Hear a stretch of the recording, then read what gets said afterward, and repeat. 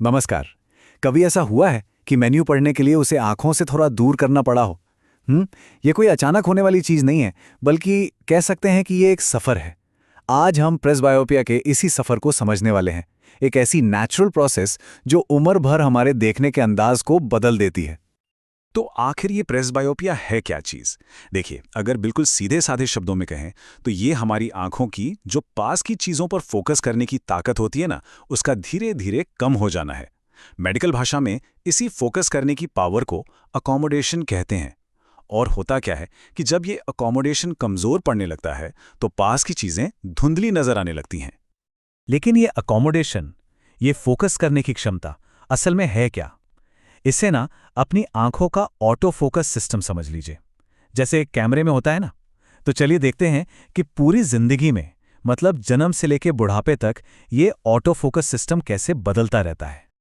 तो हमारी नजर का ये सफर शुरू होता है एक परफेक्ट लेंस के साथ। वो दौर जब हमारी आंखों की ताकत अपने पीक पर होती है। चलिए जरा बचपन के दिनों में वापस चलते हैं। सोचिए, 10 साल की उम्र में एक बच्चे की आंखें कमाल की होती हैं। उनकी जो फोकसिंग पावर है वो एक अविश्वसनीय 14 डायोप्टर की होती है। अब ये डायोप्टर क्या है? इसे आप लेंस की जूम करने की ताकत मान सकते हैं। और 14 डायोप्टर ये हमारी आंखों की नेचुरल पावर का सबसे ऊंचा मुकाम है। और इतनी जबरदस्त पावर का असल जिंदगी में मतलब क्या हुआ? मतलब ये कि नजर एकदम बेहतरीन होती है।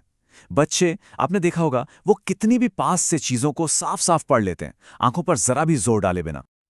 फिर जब उम्र 20 से 25 के बीच होती है तो ये पावर थोड़ी सी कम हो जाती है, लगभग 10 डायोप्टर पर आ जाती है। अब हाँ, ये गिरावट तो है, लेकिन फिर भी ये पावर इतनी ज़्यादा होती है कि पढ़ने लिखने जैसा पास का काम अच्छा और आरामदायक ही लगता है। मतलब किसी भी तरह की मदद की ज़रूरत बिल्कुल महसूस नहीं होती। और फिर कहानी में आता है एक टर्निंग पॉइंट। 40 के आसपास का वो दौर, यहीं पर बदलाव के पहले पहले संकेत मिलने शुरू हो जाते हैं और हमारी आंखों के सफर में एक नया मोड़ आता है। 40 की उम्र तक आते आते ना एक बहुत बड़ा बदलाव आता है। वो जो फोकस करने की पावर थी वो ड्रामेटिकली गिरकर सिर्फ 4 डायोप्टर रह जाती है। जरा सोचिए, जो पावर जवानी के दिनों में थी ये उसके आधे से भी कम है। तो इस नंबर का हमारी रोज की जिंदगी पर क्या असर पड़ता है? असर ये होता है कि पास की नजर कम हो जाती है और लोग क्या करने लगते हैं? वो किताब या फोन को थोड़ा सा दूर करके पढ़ने की कोशिश करते हैं। यही प्रेसबायोपिया का पहला और सबसे कॉमन साइन है।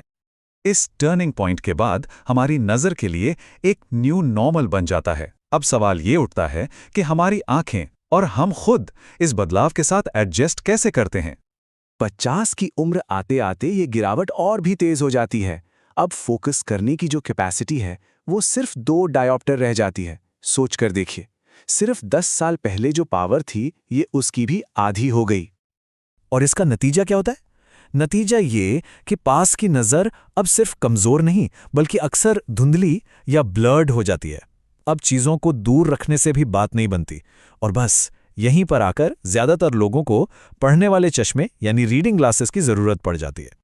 और फिर 60 की उम्र तक आते आते ये जो नेचुरल प्रोसेस है वो अपने आखिरी पड़ाव पर पहुंच जाता है। आंखों की ऑटो फोकस कैपेसिटी अब लगभग खत्म हो जाती है। सिर्फ 0.5 डायोप्टर या उससे भी कम रह जाती है। और इसका नतीजा वो बिल्कुल साफ है। आंखों की जो नेचुरल ऑटो फोकस पावर थी, जिसे हम अकोमोडेशन कह रहे थे, वो अब लगभग पूरी तरह से जा चुकी है। तो हमने इस सफ़र के अलग अलग पड़ाव तो देख लिए।